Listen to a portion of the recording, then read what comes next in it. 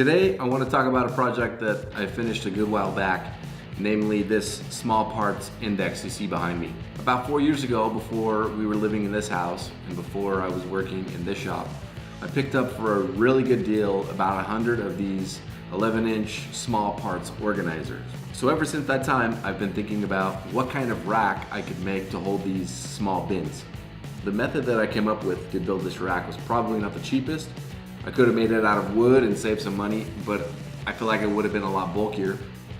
What I like about the way that I came up with is that it holds all the totes very close together and they're very nicely aligned. The backbone for this rack is 1/8 inch sheet metal.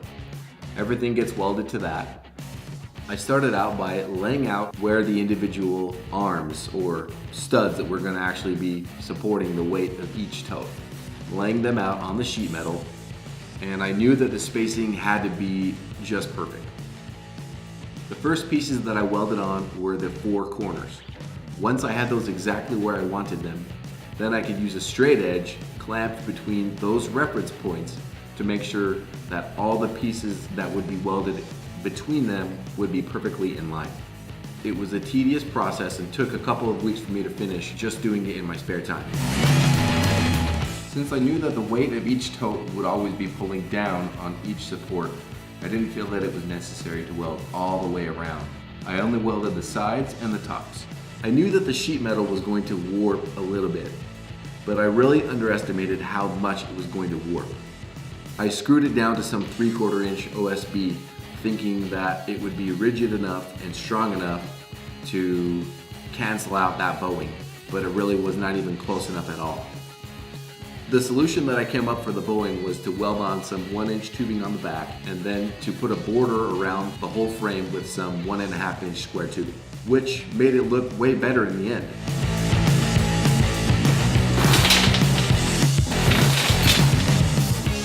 I'm sure a lot of guys have a bucket like this just full of bolts, screws, and whatever else.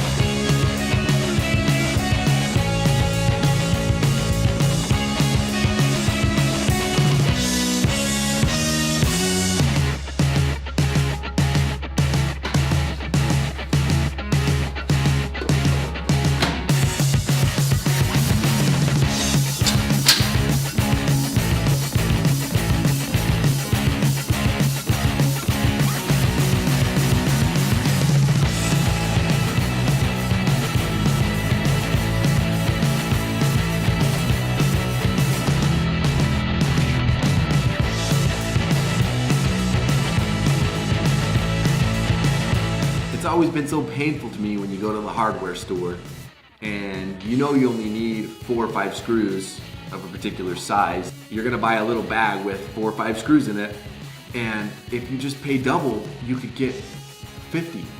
Or if you pay 3 times as much, you could get 100.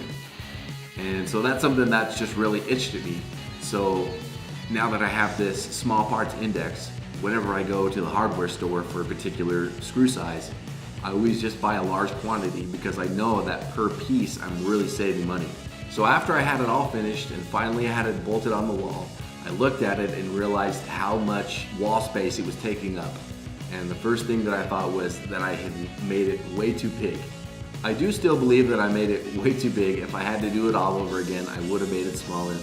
But being as big as it is, I know that I can spend a lifetime building my collection of small items. I haven't even used half of the little totes yet, but I'm sure that eventually I'll fill them up.